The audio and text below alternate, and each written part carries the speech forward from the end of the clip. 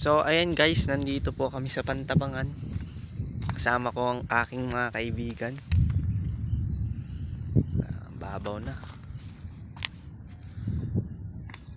Ayun nga pala yung sinasabi nilang pinalubog na krus, na simbahan. Yun. Dito kami sa bahay ng Pantabangan guys.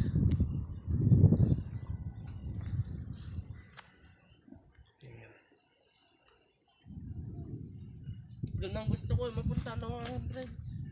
Siyang, hindi naman tayo pwedeng pumasok doon. Ako tayo gumawa doon. Ayun guys, iisa na lang yung bangka nila doon. Pag eto lumalim, kawawa yung bangka nila na yan.